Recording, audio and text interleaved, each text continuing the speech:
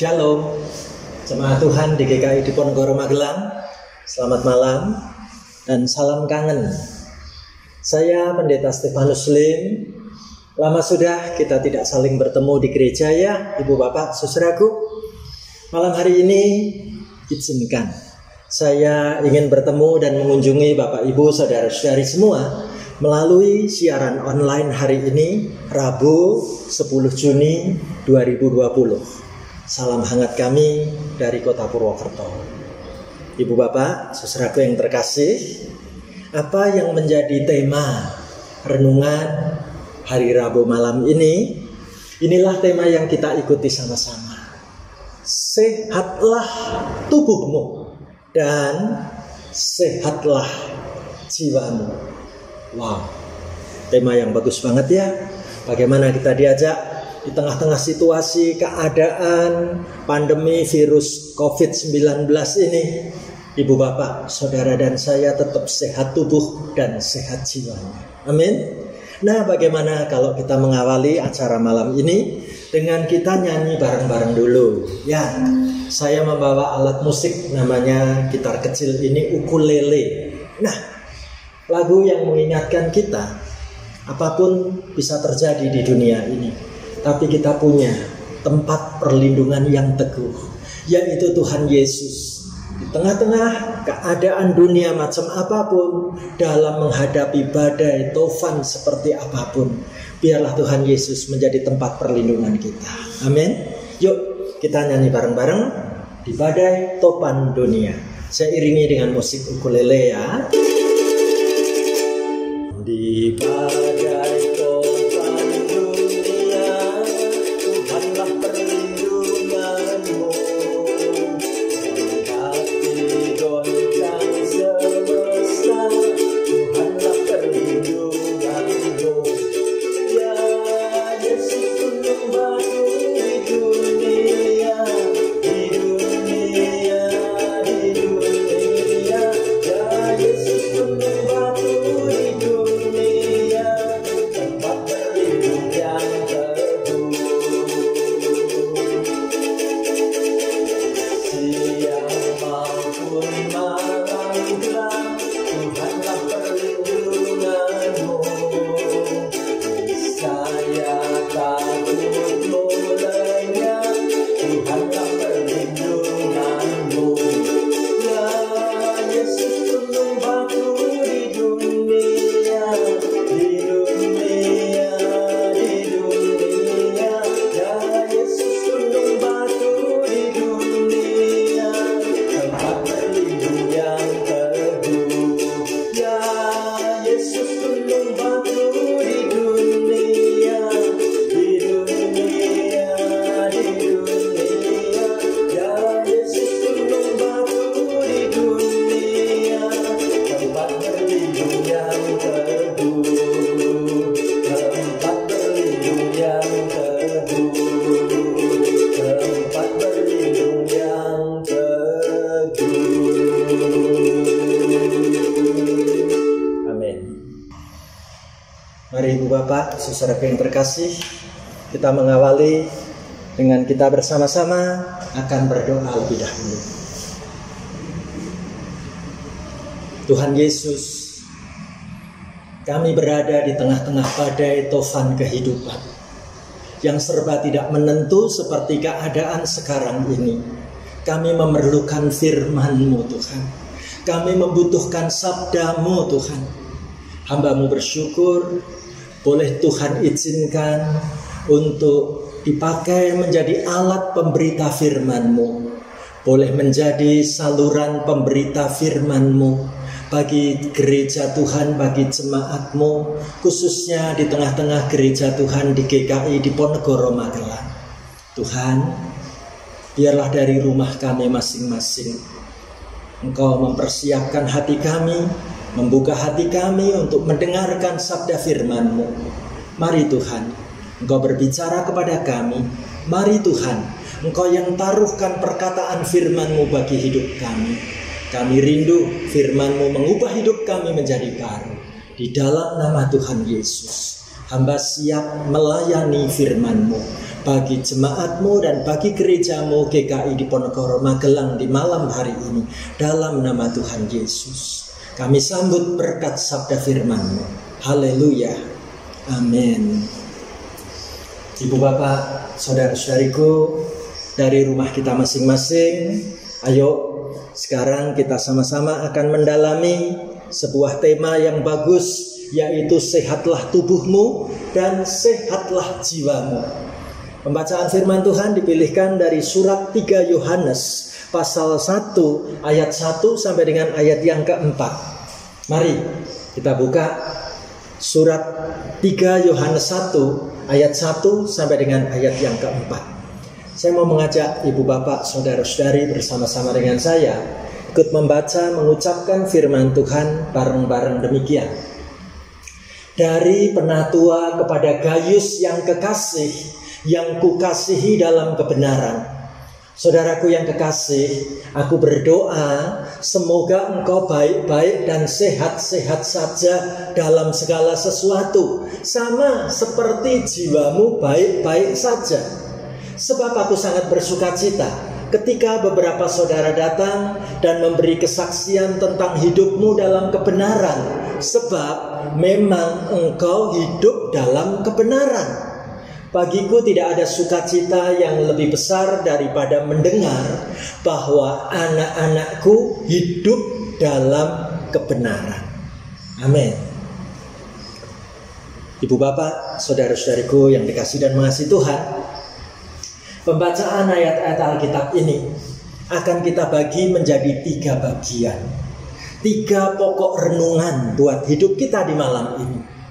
Renungan yang pertama, ayo kita pusatkan perhatian kita pada firman yang ditulis dalam surat 3 Yohanes 1 ayat 1. Kita fokus pada surat 3 Yohanes 1 ayat 1.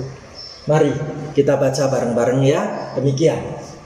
Dari penatua kepada Gayus yang kekasih, yang kukasihi di dalam kebenaran. Ibu bapak, saudara-saudara yang terkasih, surat yang ditulis oleh Rasul Yohanes ini, ia menyebut dirinya sebagai penatua. Artinya siap sebagai pelayan Tuhan, siap menjadi pemimpin gereja saat itu. Dan ia sengaja tuliskan surat ini kepada sosok seorang yang bernama Gayus.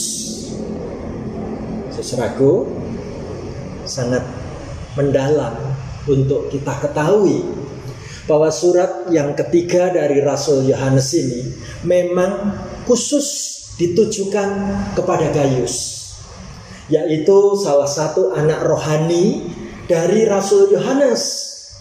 Dan ternyata Rasul Yohanes sangat mengasihi Gayus, sehingga ia merasa perlu untuk menulis surat khusus kepada Gayus setelah sebelumnya, yaitu surat 1 Yohanes, surat 2 Yohanes, itu dikirim untuk jemaat secara menyeluruh. Tapi suratnya yang ketiga ini sangat spesial, ditujukan untuk anak rohaniku yang bernama Gayus. Ibu bapak, mungkin kita bertanya-tanya, Pak Stefanus, Gayus itu sebenarnya siapa? Kita tidak tahu secara pasti. Tapi latar belakangnya, pada saat itu ada banyak hamba Tuhan menjadi penginjil, pergi untuk memberitakan firman Tuhan, memberitakan Injil di berbagai tempat, dengan cara berpindah dari lokasi satu ke lokasi berikutnya.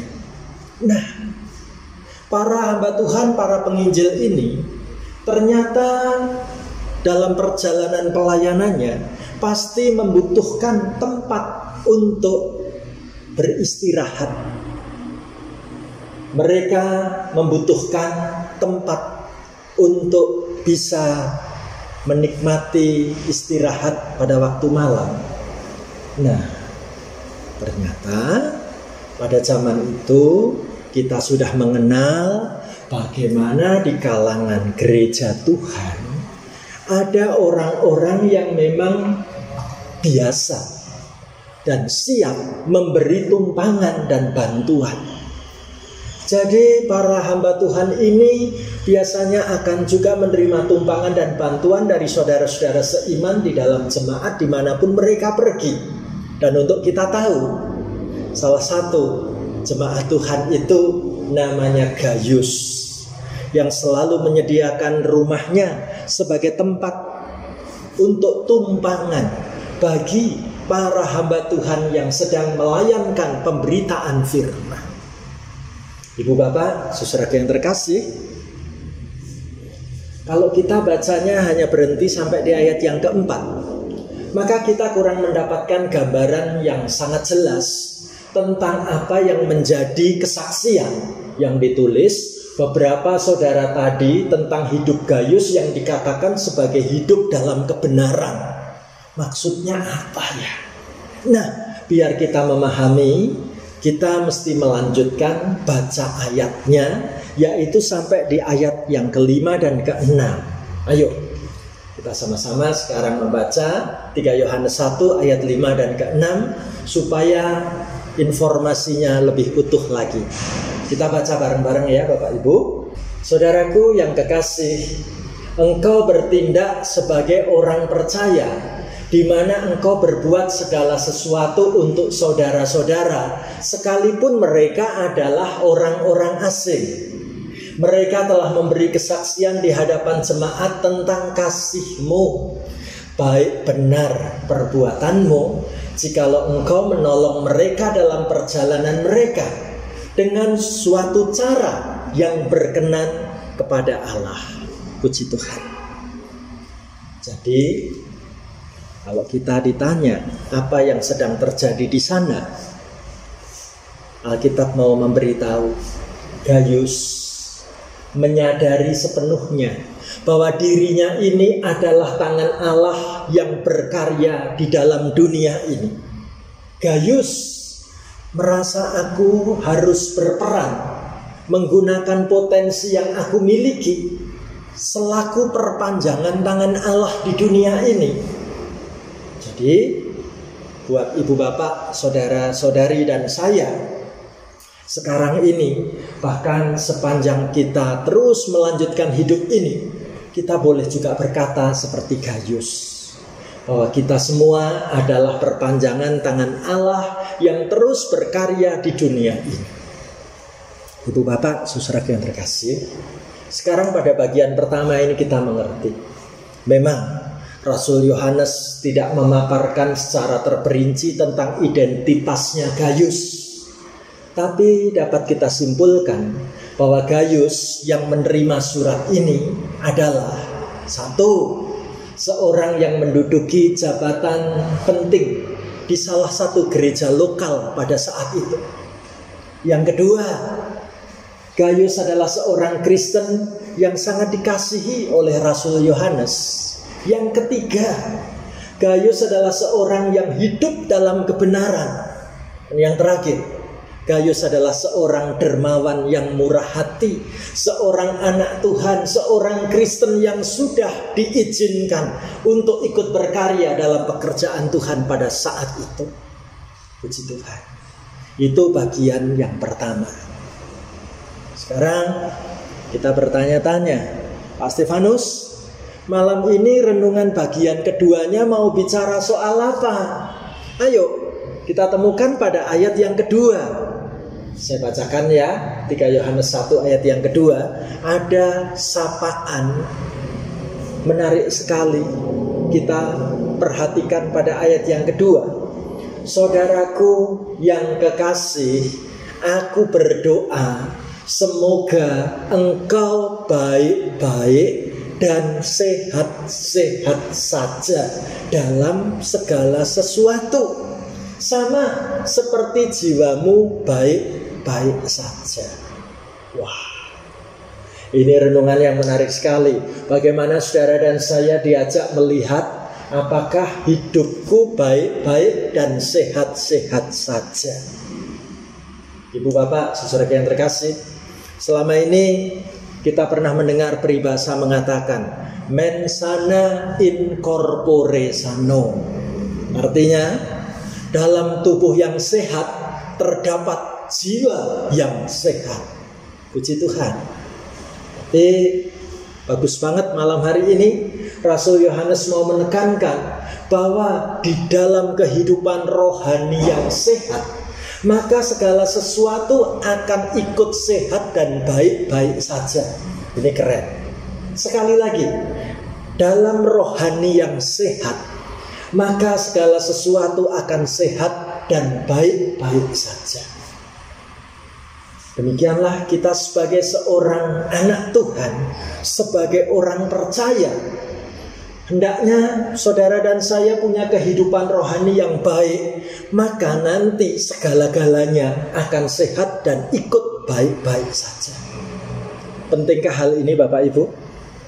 Saudara yang terkasih, saya mau bertanya, apa salah satu ikon Kota Magelang? Coba kita lihat foto ini. Nah, sengaja foto ini ada tulisannya tapi agak tersamar.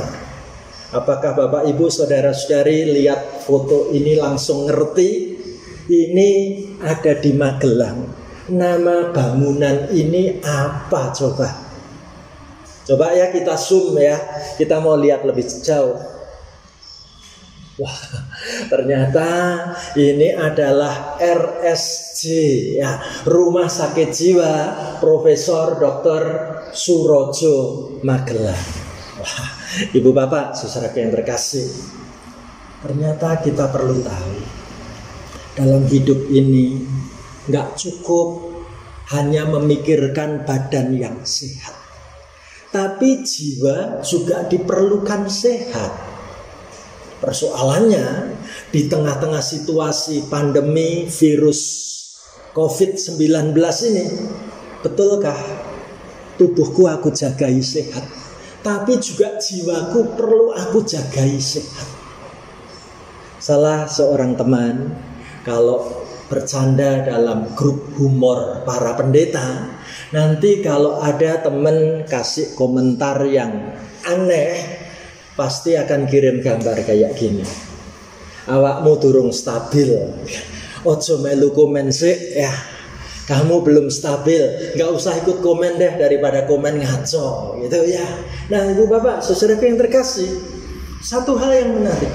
Di tengah-tengah situasi keadaan seperti ini, apakah baik-baik tubuhku, sehat-sehat juga jiwaku? Satu perjuangan yang luar biasa. Mungkin kita bertanya-tanya, bagaimana caranya supaya kami bisa betul-betul memiliki tubuh yang sehat dan jiwa yang sehat? Hal yang ketiga menjadi jawabannya kita temukan dalam pembacaan ayat 3 dan 4. Ini bagian terakhir dari renungan malam ini, menjadi kata kunci buat saudara dan saya. Yuk kita baca bareng-bareng 3 Yohanes 1 ayat 3 dan 4. Sama-sama demikian. Sebab aku sangat bersukacita ketika beberapa saudara datang dan memberi kesaksian tentang hidupmu dalam kebenaran. Sebab memang engkau hidup dalam kebenaran. Bagiku tidak ada sukacita yang lebih besar daripada mendengar bahwa anak-anakku hidup dalam kebenaran. Saudara yang terkasih, kata kuncinya kalau kita pengen sehat badannya dan sehat jiwanya, ternyata adalah kita belajar untuk hidup dalam kebenaran. Apa artinya hidup dalam kebenaran? Sebelum menjawab pertanyaan ini, saya jadi ingat sebuah kisah cerita. Bagaimana satu kali saya pernah berkenalan dengan seseorang. Orang ini bercerita pada saya, Pak Pendeta, saya pas ketemu temanku ini, kami mula-mula bercakap-cakap di awal itu sangat asik ngobrolnya. Begitu bagus sekali percakapan kami. Tapi ketika saya menyampaikan kalau saya tadi baru saja pulang dari gereja, tiba-tiba kenalan baruku ini sangat terkejut dan langsung terlihat kepingin menghindar untuk melanjutkan pembicaraan denganku, Pak Pendeta. Sikapnya langsung berubah drastis, Pak Pendeta. Sehingga saya berusaha kepingin tanya, kepingin ngerti apa alasannya waktu aku cerita tentang gereja kok dia kelihatan gak suka hati. Nah, akhirnya temanku ini bercerita gini, Pak Pendeta, bahwa aku ini punya begitu banyak pengalaman buruk dengan orang-orang gereja. Mulai dari lingkungan pertemanan yang buruk sampai ditipu dalam berbisnis. Orang-orang gereja, orang-orang Kristen itu yang aku temui ternyata adalah orang-orang yang telah merusak kepercayaan hidupku. Ini membuat akar pahit dalam diriku terhadap orang-orang Kristen atau terhadap hal-hal yang berhubungan dengan gereja. Saudaraku, begitu saya mendengar cerita orang ini, saya merasa bahwa fakta ini sungguh menyedihkan. Tidak sedikit ternyata ada orang Kristen yang rajin beribadah, bahkan mungkin ikut aktif melayani, tapi ternyata kehidupan mereka di luar gereja itu tidak mencerminkan sebagai anak Tuhan. Ada yang suka menipu orang lain, ada yang suka bicaranya kasar dan nyakitin hati, ada yang punya gaya hidup sering bisa jadi batu sandungan untuk orang lain. Saudaraku, malam ini kalau kita diajak merenungkan tentang hidup dalam kebenaran, kita mau diingatkan, tahukah kita bahwa bukti kita ini anak-anak Allah sebenarnya tercermin dari perkataan kita, perbuatan kita, gaya hidup kita sehari-hari, bukan? Itu artinya hidup dalam kebenaran. Hidup dalam kebenaran bukan berarti tidak bisa berbuat salah. Kalau kita meneliti arti kebenaran dalam Alkitab, benar itu artinya tidak pura-pura. Benar itu artinya tidak bertopeng. Benar itu bukan cuma sandiwara belaka. Benar itu asli, sama di dalam hatinya. Jadi benar banget nih. Bagaimana kalau malam ini kita diajak merenungkan, sehatlah tubuhmu dan sehatlah jiwamu. Itu sungguh tergantung dari seberapa sungguh-sungguh saudara dan saya memiliki pemahaman hidupku ini luar dalam sama. Hidupku ini benar adanya, tidak pakai topeng, tidak sedang ditutup-tutupi. Itu ternyata membuat tubuh jadi sehat, saudaraku. Bahkan perasaan jiwa kita pun juga tetap terjaga baik. Karena hidup kita tidak pura-pura. Hidup kita apa adanya di hadapan Tuhan dan apa adanya di hadapan sesama. Indah sekali, bukan? Kalau firman Tuhan mengajari kita malam ini, bagaimana pentingnya kita memperhatikan keadaan tubuh dan jiwa kita.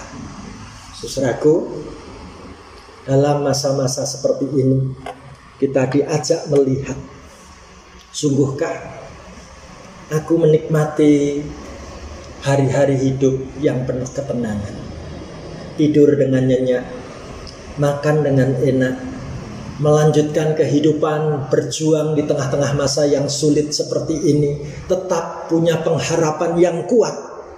Semua terjadi kalau saudara dan saya hidup dalam kebenaran firman Allah. Jadi betapa pentingnya mulai malam ini saudara dan saya boleh taruh perkataan firman ini buat hidup kita. Dengan kita mengimani firman Tuhan ini, daya tahan tubuh kita juga semakin kuat. Tubuh kita tetap terjaga dengan baik. keadaan jiwa kita juga bisa tenang. Aku jadi lebih dekat dengan Tuhan dalam segala peristiwa. Mengingatkan saya dengan sebuah lagu yang indah. Zaman sekarang berjagalah. Lagu ini keren bukan? Lagu ini bagus bukan? Pasti kita mengenalnya ya. Ayo kita nyanyi lagu ini bareng-bareng ya.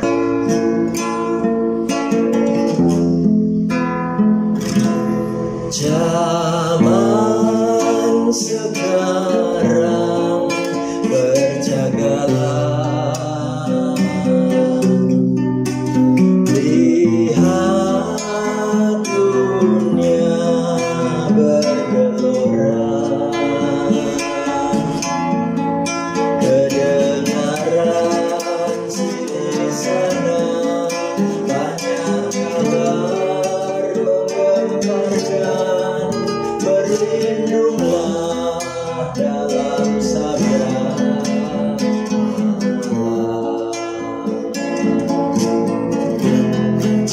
Zaman sekarang berjagalah, lihat dunia bergelora, kedengaran sini sana banyak kabar menggemparkan. Berlindunglah dalam sabda Allah.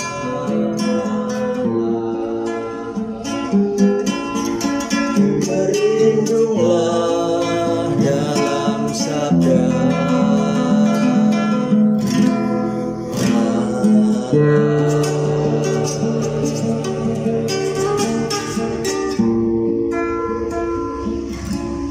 Saudaraku, mari kita menutup renungan ini dengan kita berdoa bersama-sama.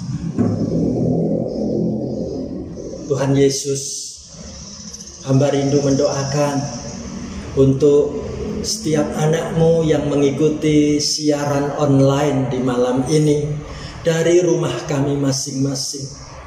Tuhan, lihatlah keadaan diri kami satu persatu, tentang kesehatan tubuh kami, tentang keadaan jiwa kami. Tuhan, hamba rindu melalui doa online di malam ini, Engkau meneguhkan apa yang sedang menjadi pergumulan, beban-beban pikiran hidup kami masing-masing.